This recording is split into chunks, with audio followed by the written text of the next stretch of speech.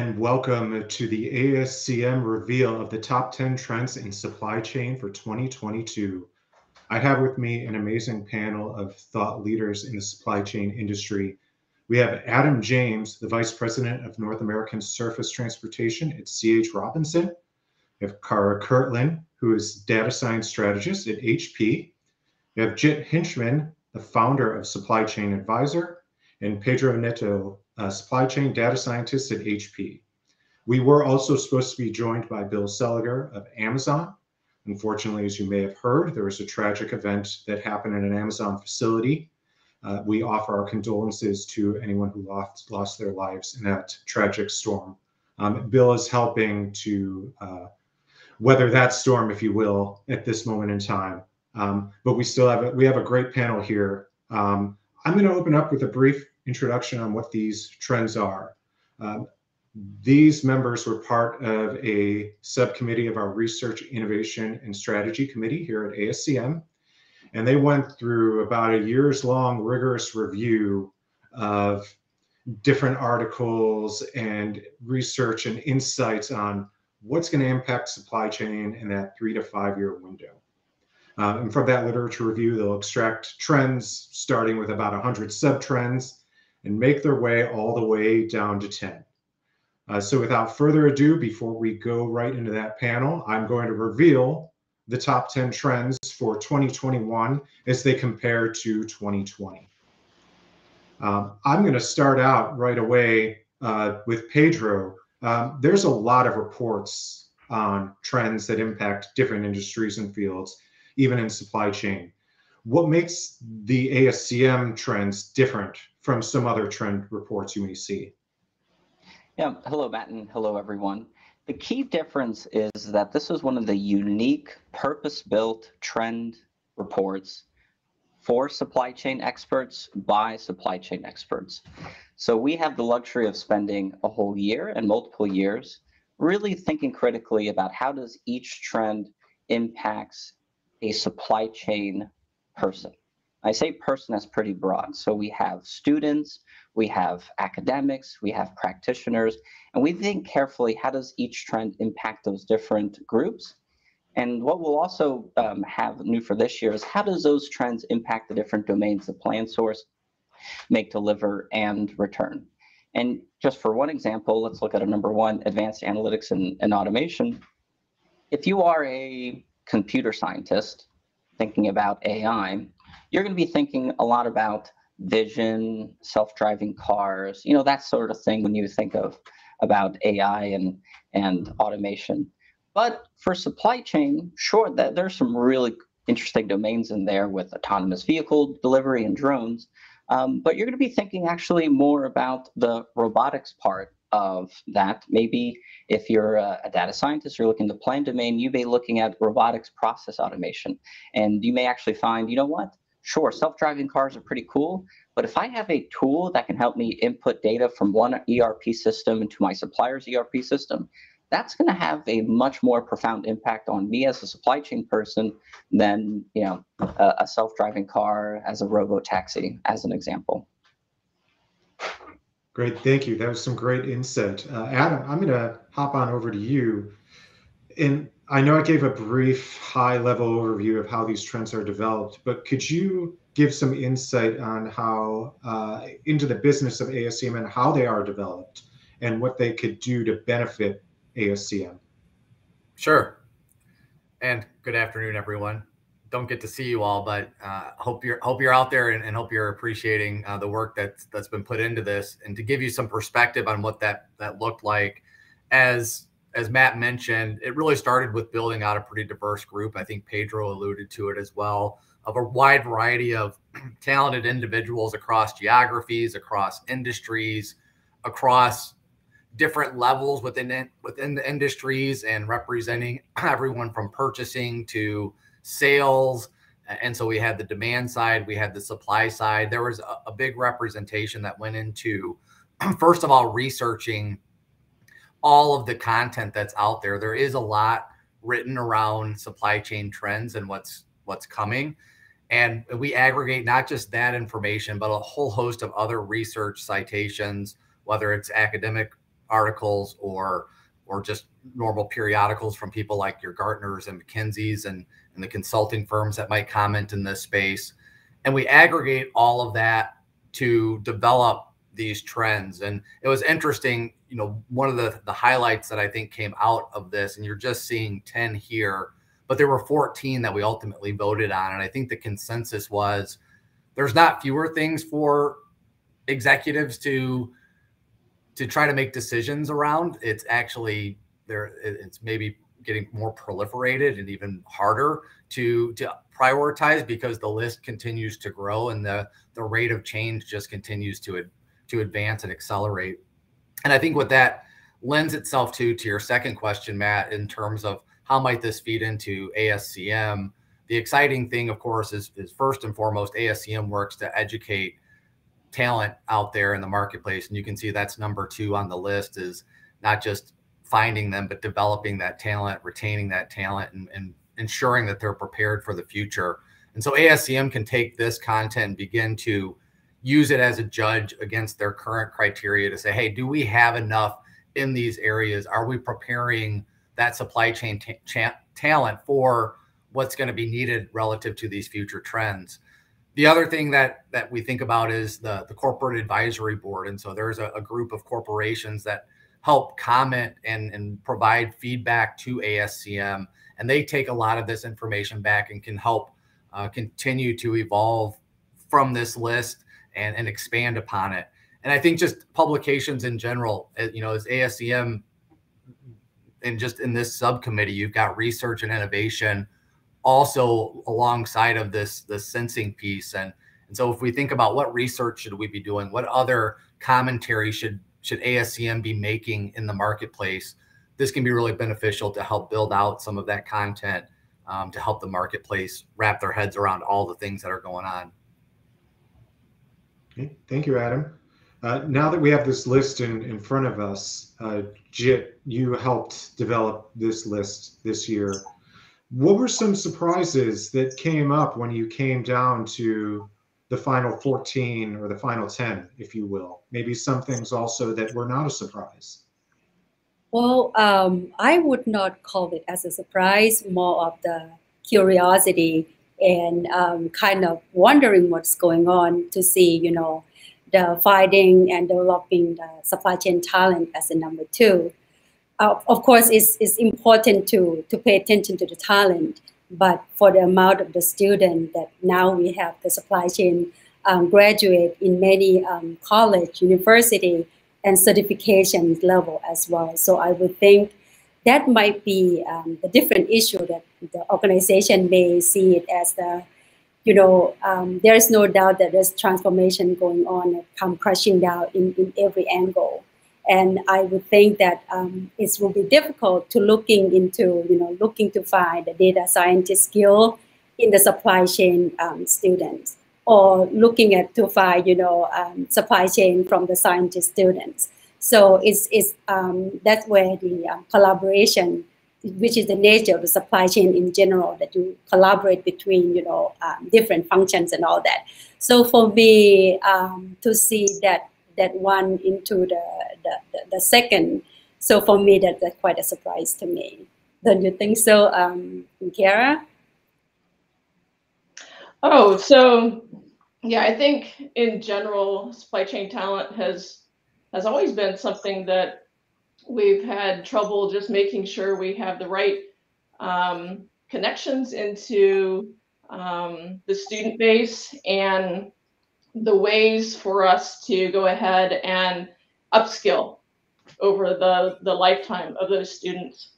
But in terms of where my surprises were, and what I saw, basically corporate citizenship falling off of the top 10 was my biggest surprise, and frankly disappointment, is to see that we had, you know, the SCR and what's going on with how we're looking across the ecosystem on sort of an industry basis to improve SCR, to really understand and work with the different government agencies and ensuring that our supply chains are set up for the future. I was surprised that that's not in the top 10. But as I looked at what did show up in the top 10, what I'm seeing is, okay, what we saw in the research, what we saw in the trends is we're much more sort of here and now focused. What are we reacting to with COVID, right? And so I think what we're finding with the corporate citizenship aspect is, because it's not on the top 10, it's probably even more of a differentiator for those that are able to do the block and tackle of current supply chain needs and do what's right and set themselves up for the long term from an SDR and corporate responsibility perspective. Yeah, you brought up some great points, and if you don't mind me digging into a bit more nuance on why environmental social governance fell off. And the answer could be yes to both of these, but is it the distraction of COVID, something that's more acute? This is more of a chronic problem, or is it that it's just not a priority of organizations and supply chains? I think it's kind of a mix of both, actually. I know from my vantage point, we certainly see that deals are being won because we have that right ecosystem, and we have government agencies, we have large corporations that will only work with suppliers that are doing the right thing. And I think that becomes that sort of, okay, the rules are becoming more clear as to how we're going to work long term. But it's a Titanic that we need to sort of work with, right? It's not going to move on a dime. And so I think we have lots and lots of different companies trying to just figure out, how do I do the here and now, and how do I set myself up for success? Because we know that setting up capacity has a long lead time, right? And if you're setting up capacity for your entire ecosystem and you're trying to be environmentally conscious and conscientious about the different regions and their needs, that's a long lead time decision. Great, thanks for that insight. Adam, as chair and having been a part of each of the 3 iterations of these trends, risk and resilience was always high on the list. It dipped down, but then supply chain agility became its own trend. Can you go into a little bit more detail of why those split off, and maybe also why risk and resilience dropped off? Yeah, absolutely. And I also noticed a couple of questions related to cybersecurity and some other things, and maybe this helps answer. I can maybe give a broader answer as well to some of this. I think first and foremost, we'd start with the separation of risk and resilience and agility. Historically, those two were really combined. I think the thought process was agility was a mechanism by which you could improve your resilience strategy. But I think what we've uncovered and how we've thought about it related to the research is the risk and resilience piece. And again, this is kind of how I think about it. Maybe others would disagree, but tends to be a little bit more on the defensive side. So building supply, buffer of supply, your ability to be diverse as it relates to your supply base, and building in all of those buffers to ensure that you can be agile. And I think about agility, it seems like it's being spoken more of on the offensive side and maybe more downstream to the demand side. How can we be more agile to our consumer segment, given that our consumer segment might be getting more fragmented or individualized? The other thing that I think related to this and the nuance of this list, and this speaks a little bit to maybe my preview and introduction, is it's much more nuanced than what this top 10 might give it credit for. The way that we looked at the top 10 was really around the impact and the impact and kind of priority perspective. So how likely was it going to happen, and how big of an impact was it going to have? And when you look at it in that framework, these are much more closely clustered together. And so the difference between 1 and 2 and even 5 and 6 is so minimized. And these are all so woven together, you know, they're not mutually exclusive either. And so if you think about things like, hey, risk and resilience fell this year, or cybersecurity fell this year, I don't know that that's a fair way to necessarily look at it. Yes, maybe it's number 4 or number 5 in the case of risk and resilience versus number 2 last year, but it's so tightly bound in that perspective that it really hasn't fallen much. Again, it just goes back to my earlier comment that it's almost like there's more to consider, and they're all priority, and trying to figure out how to start with some of this, knowing that once you start in one place, it's going to enable another place. And they're pretty woven together. It creates this unique, I guess, this unique framework that sometimes a list like this doesn't allow for. Let me jump in and double click on the nuance. You know, one analogy that kind of comes to mind is, you know, over the year, we took a stadium full of trend hopefuls, and we went through the year to get those 14, and, you know, they're all Olympic athletes. They all, you know, have any chance of winning, and they've been through their paces. But in the end, we have a race, and they have the cut line, and you have these athletes coming in very, very close, and, you know, they're all super important. And even further with this nuance is that, you know, whoever you are, whether you're a student, practitioner, academic, you know, these trends only exist to provide value and some benefit to you. So it's really a starting point for you as an individual and your teams to think about where to focus. And everyone's going to be on a different journey with their career learning or in an organization or a role you have. So, you know, for some roles, you know, some of these trends are going to be super relevant. Like if you're doing duty importation and thinking of, actually, we just heard live today of someone thinking, you know what, maybe going to the U.S. Virgin Islands, this can be a way to alleviate some of the pain that her customers were experiencing with duties. You know, supply chain risk and resilience and topics of duties, you know, they're going to be much more relevant than perhaps sustainability. But if you're a large multinational company trying to decipher these European rules where there might be a barrier based on carbon tax, you know, that's going to be a much more relevant. So it's really, these trends are a starting point of how do you go down your personal journey of understanding, internalizing what this means for your learning as well as for your organization. And they're all important, and they'll ebb and flow as you kind of learn all about them. Yeah, great. Thanks for that insight, Pedro. And before we move on from risk, you know, Jit, you bring a very valuable consultant's eye to this panel. What do you see from that perspective in terms of prioritization of risk and resilience, or supply chain agility? Well, when you look into these terms, right, you look into the supply chain capabilities. So when you look into supply chain agility, you look into the speed, the time, how fast you can respond to disruption that happen.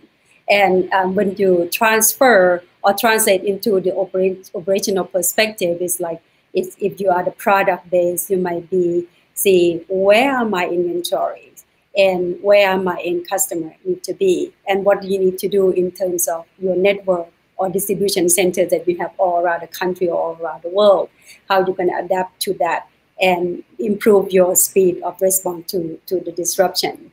So now I would say that supply chain agility would be one piece of achieving supply chain risk and resilience, right? Because resilience is not only ability to respond, it needs to have ability to anticipate, to guess what's gonna happen, to learn, to adapt, and to grow from there as well. So instead of being the product based, what you did during the pandemic, a lot of companies changed from their product to do the social impact instead. You know, change their production line to help produce the ventilation. So other machine that the society need at the time.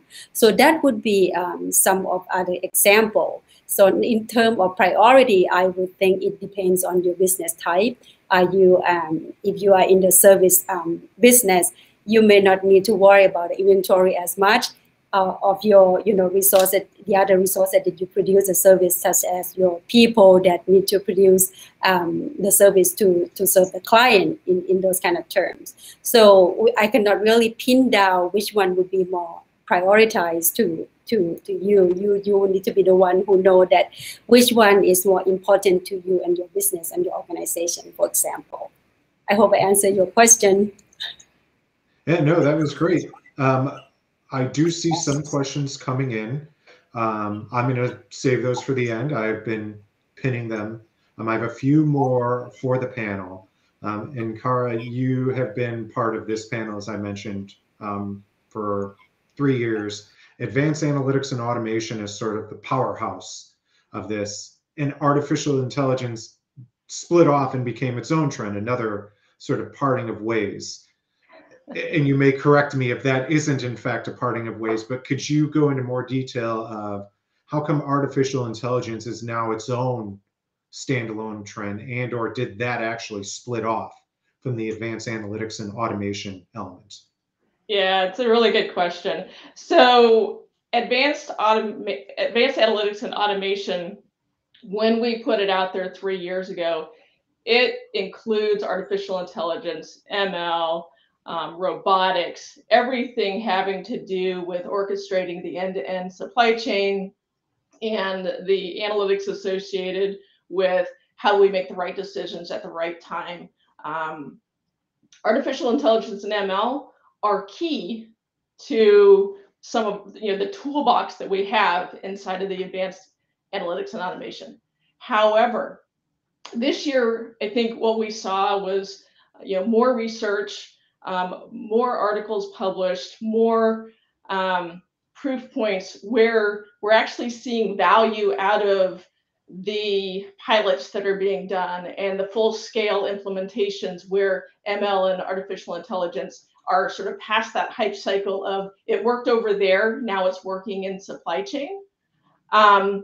So I think that's how it elevated itself as sort of this subcomponent getting onto the top trends. However, if I were to sort of look in my crystal ball for the years to come, I think we might find that it might find itself back, merged back into advanced analytics and automation as it becomes sort of part and parcel to, yeah, we're doing all these other things too.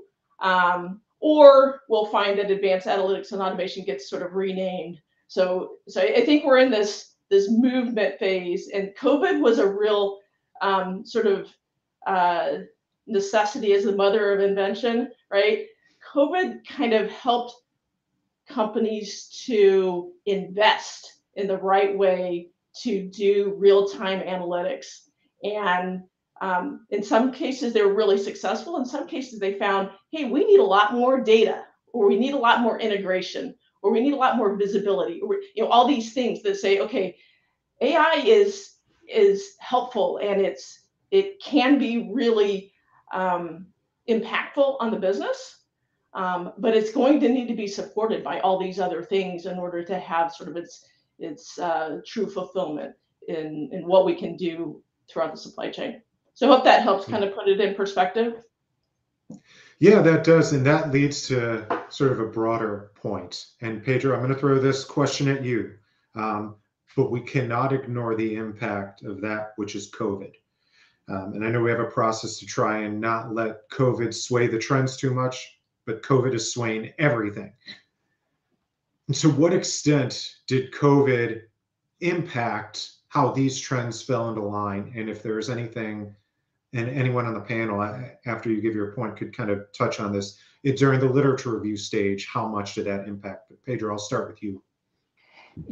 First and foremost, if it would just kind of take a step back, COVID has had many different impacts. If you think about what a supply chain is, from talent, from making, from delivering, to a big change in demand and supply shock, I think it's made us as a species very humble to what uncertainty is, just really core concepts, supply chain, obviously apart from, the human cost of things. And as Cara mentioned, it's been a really big accelerator. And it kind of reminded we as a planet of how critical supply chains are from so many aspects. You know, we've mentioned about PPE to healthcare. Healthcare has always been a critical domain within supply chain and will continue to be so.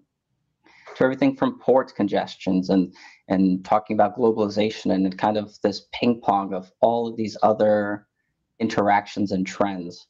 You know, this great accelerator concept of, you know, if companies were thinking about doing things, you know, now has been kind of the necessity. And, you know, so our time frame for these trends, we're in a unique space. So our other sister subcommittee on RISC is the Innovation Committee, and they've been focusing on kind of the here and now. And we, as part of the trends, are looking 3+ years out. And, you know, on some hand, you can think about that as very long-term trends. You know, when we talk about blockchain, we talked about AI, and you can talk about, you know, crypto and all these things that, you know, we've a little bit talked to, we're still determining what's part of the hype cycle. But on some other aspects of supply chain, 3 years is not that far out. If you know, think about the lead time to build a fab, that's past the 3-year horizon. When you're talking about the lead time for governments to talk about duties and tariffs and trade barriers and new laws of how we want supply chains to transition from just in time to just in case, you know, those take more than 3 years. Even our political cycles of elections and the mood that different peoples around the world. So it is long term, but it seems that, you know, COVID's going to be here for quite a while and its impacts. And our conclusion is that it's a bit of a balance. It's somewhat short term, and we have, you know, different countries coming in and out of waves, and there is light at the end of the tunnel.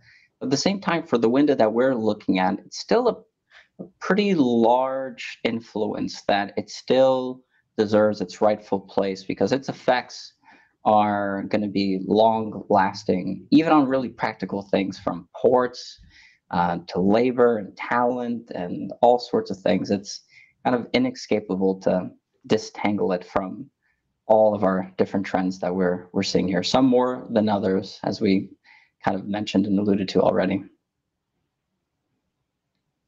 Adam, did you see, from your perspective as chair of this subcommittee, how much of an impact COVID played on these trends? Or is there maybe one or two that you can zero in on and that, yeah, COVID impacted where this was, or maybe some insights that you saw in the literature review? Yeah, you know, it'd be real speculative to state exactly what was driven by COVID and what wasn't driven by COVID. But I think some of when I look at this list, and this goes back to Cara's point a bit, you know, COVID made all of us get digital a lot faster than maybe what our original roadmaps looked like and timelines looked like. And so things like the corporate citizenship falling off this list, and this, if you look at this top 10, to me, it speaks everything to do with digital, and then kind of operationally, how do we actually get our product to market and ensure that we can get to market. And that does seem to me to maybe feel like it's a near term or short term view, or maybe a COVID view, because those have been so prioritized within organizations, and that's where the biggest investments are probably being made. Now, with that said, I don't know if any of us thought that we'd still be in nearly year 2 of this, and 2 years have already gone by. And so to Pedro's point around, hey, 3 years out, that's not that long. And this could still be the extremely most relevant points, especially, I mean, give talent as an example. It takes a while to that's going to take a while to get talent off the list. And is that COVID related, or is that due to, we already had anticipated a large number of future retirees and other things through the baby boom generation leaving the workplace, and let's be honest, logistics labor and data science labor has already been in kind of short demand. And so there's a variety of factors. How much of it's COVID, how much of it is just what the marketplace was already telling us that was going to happen, and COVID just accelerated that and made companies say, oh, I guess I can't wait for that to happen, I've got to take action now. that's probably difficult for me to say, but that would be my comment. Thank you very much. I'm going to go to questions from the live audience. And one easy one that I will answer is that there is an output of these trends with details on them posted to the ASCM blog. And a recording of this will be posted later on LinkedIn and on our YouTube page, so you could come back and look anytime. The first question that we have is, why the drop in cybersecurity? Any speculation on that? Cara, I might put you on the spot, being at HP, if you have any insight. I know, Pedro, you are too, but if you have any sort of IT insight as to why that might be. Sure. So I think going back to what Adam said earlier, I wouldn't necessarily say that. I think these things are fairly clustered, right? And just being on the list means it's important is kind of the way to look at this. So look at the things that are above it. Certainly, we added visibility, so that adds to bringing it down. We added supply chain agility. That's going to bring it down. So it's just a mix of what we have there. Cybersecurity is, it's super important, and we cannot take our eye off of that. It can make or break our ability to continue to do business. So it is important. It's not going away.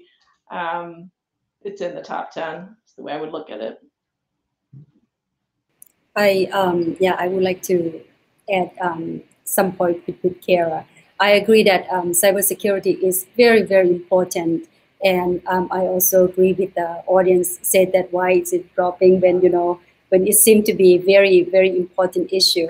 Since we have digital supply chain that's growing, that's transformation, that change, and try to merge into the digitalization, and also connect with other parts of the network, the risk in terms of exposing into sustainability world and all that is also increased more risk in terms of the item that we not known yet. In some area we don't know for sure what kind of risk, what kind of danger we go into.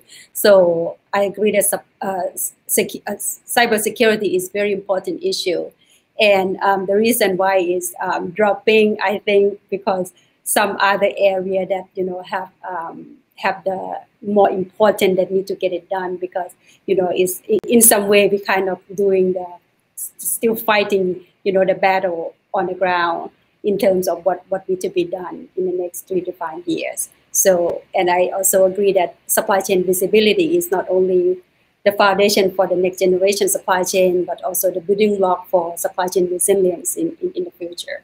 So that I would want to add.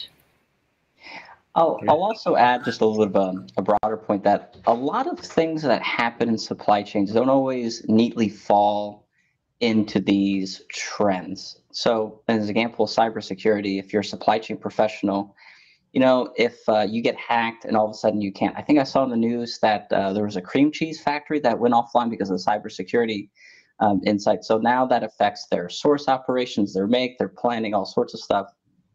But it's just another example of a disruption, right? So, if you are experiencing a lot of shortages and then you get hacked, it really compounds itself to a snowball. But, sometimes maybe some of your playbook can be overlapped. Okay, here's the disruption. We know we've planned for trucks coming out, or we have backup ERP systems, or we have these other instances. So it's always interesting to know that, it's never, okay, I just need to focus on this one trend or this other trend. There are multiple things that kind of interact in together. The supply chain finding, developing talent.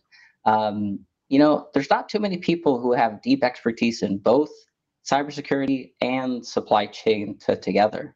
But there needs to be an increasing amount of people who understand the vulnerabilities and have those IT skills that can have that oversight. So I just found it's always been interesting how interconnected a lot of these trends are.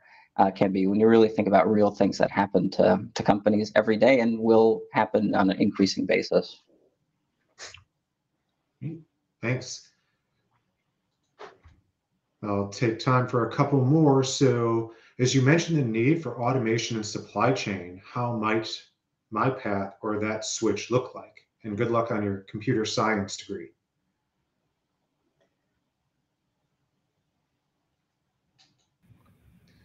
Well, So I can jump in, and then maybe Cara, I'll let you jump in. From my angle, the type of work that my company represents is probably more consultative and in the field of logistics and things like that. And so I guess my answer is that's a very broad question, because there's so many paths that you could take, from everything from modeling and optimizing supply chains, which would probably be more of what type of work a company like mine does, to the work that I think Pedro alluded to earlier, getting into the robotics and some of the things of actual manufacturer and people with product. And so I think you've got the service side, you've got the product side. There's a lot of big questions to answer, and we hope to do that with data. And if you've got those capabilities, there's probably a lot of uses for you. Anyone else on the panel have any insight on what that might look like? Well, let's maybe double click on that. I think there have been a number of questions around students and talent and how those are evolving into being the number two here. So just thinking about supply chain talent, supply chain is really about making decisions in the face of uncertainty. It's about setting up a system to be profitable, right? How do we minimize disruptions? How do we bring the highest quality product to market?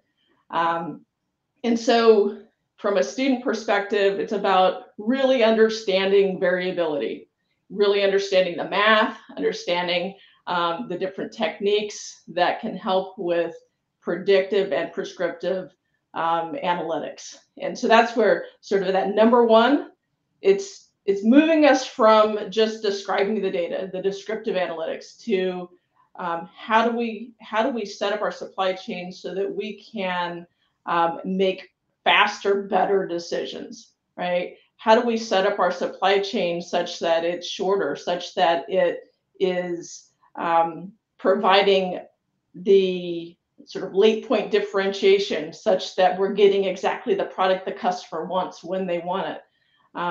So there's a lot of open space here in terms of how do we upskill the current the current talent, and how do we bring in new talent that is able to tackle these challenges. So I think there was another question around, do you do it from within or do you hire from outside? And I think the answer has to be both. We have to look at our long-term needs and upskill the current talent, as well as bring in and work with the universities to make sure the right skills are being developed, and we're mixing the computer science skills with the traditional industrial engineering, supply chain skills, and making sure we have that right base of talent to tackle the challenges of today and tomorrow. I'm going to put Cara on the spot for a hard question. So I know, Cara, you've been mentoring different student project groups over the years. What's some advice that you're giving to them this year that you might have not necessarily given your student groups from like 3 years ago, or not as emphasized as enough? That's a really good question, Pedro. I've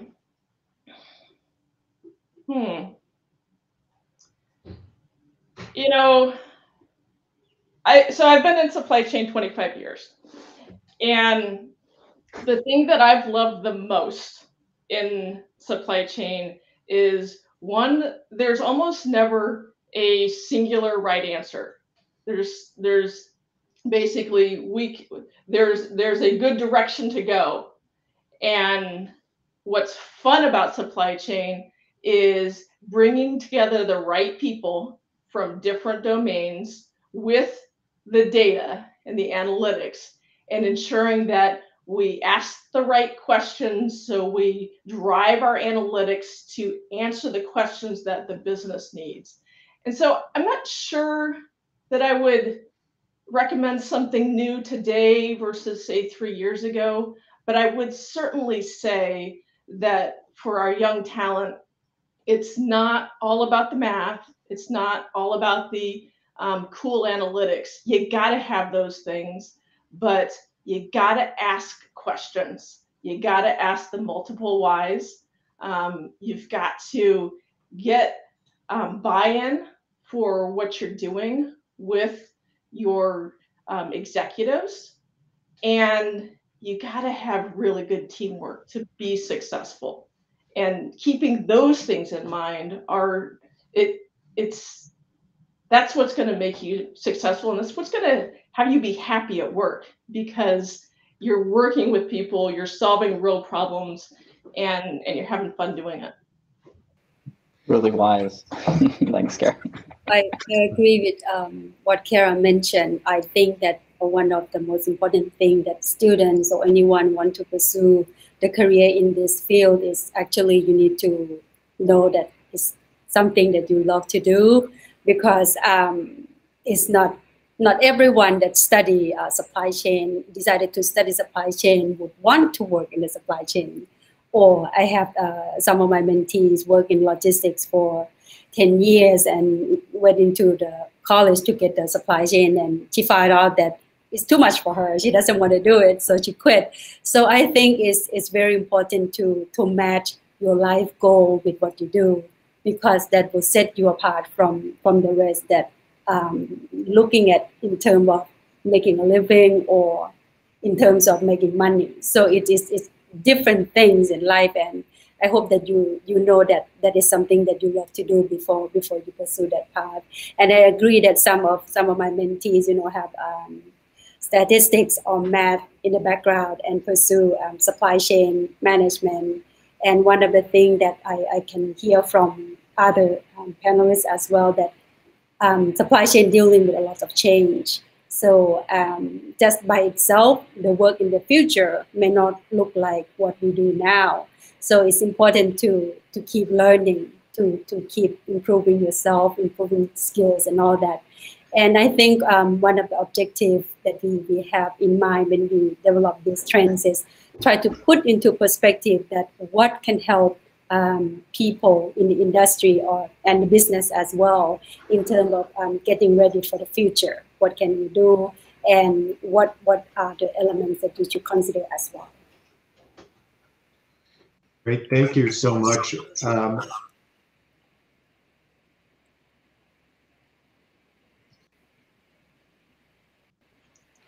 Yeah, thank you.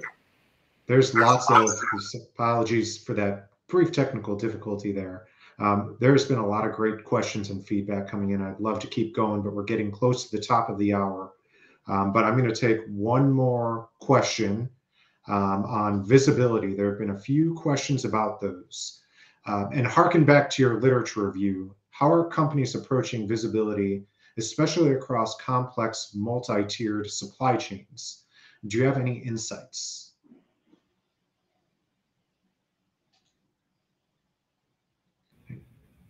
Adam, I'm going to toss the ball over to you. I can start the conversation.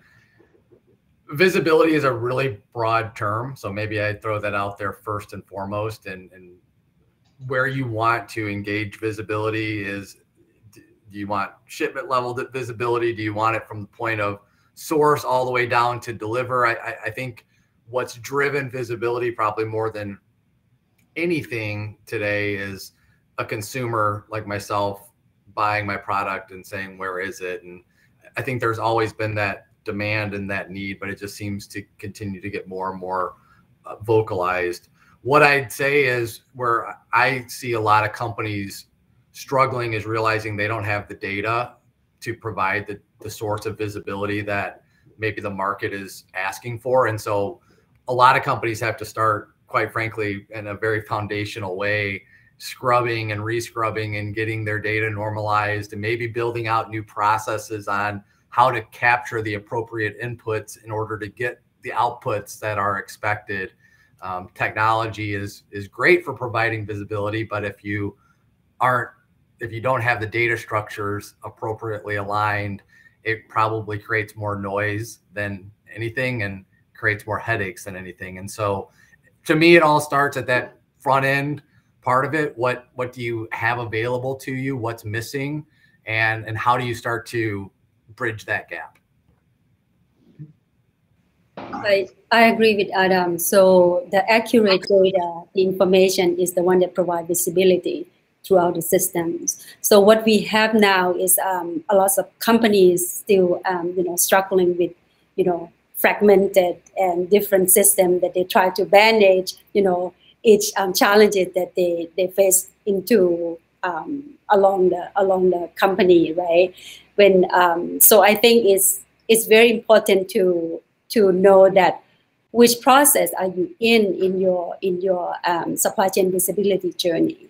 And some companies still, could not find one version of the truth of the data. Which one can I trust? So is that those data represent the real integrity and accuracy of the data that you have in your system? So if not clean enough, it's not real enough, it doesn't do anyone any good. And some company that have a lot of system in terms of ERPs that they cannot integrate into one, or could not, I would call it like you need to find visibility inside of your system that you try to provide visibility as well. So there are lots of states that you need to look into, and you need to know where you are. And I would say that it's never too late to start now. It doesn't matter where you are. Either you small and medium-sized company, you still have the manual supply chain that you can see, each link that you still can manage, and you can start to organize, start to prioritize at this stage before your company go bigger. So that I would add. I might just add to that part of the reason visibility is showing up where it is companies are finding that their lack of visibility is a significant problem. So now they're going to invest. Right. And so we are seeing the movement from spreadsheets to visibility tools that are more online, right? So the Tableaus and the Click Views and the Power BIs and having everybody have access to the same view of the data is where things are going. Not everyone's there. And as Adam mentioned in particular, needing to get that data collected and correct is where we see a lot of companies moving right now, so they can have the visibility. Great, thank you, panel. Thank you for everyone that joined. There were, as I mentioned, many questions. If you have a question that you're really itching to ask the panel, feel free to send it to research@ascm.org, and I will pass it to one of them and hopefully pass the insight back to you. Panel, thank you so much for joining. I appreciate your time, and this was a great discussion. I saw in the chat, people had a great time. I want to add in, I've been keeping track of the list. I'm so happy to see people from all over the world, and I kept track of the countries. If you're in a country that did not say, jump it in the chat and it'll be part of the record. But I see people from France, Saudi Arabia, Nigeria, Peru, Cameroon, Egypt, Cote d'Ivoire, Burkina Faso, and Fiji. Awesome job from people all over the world from joining.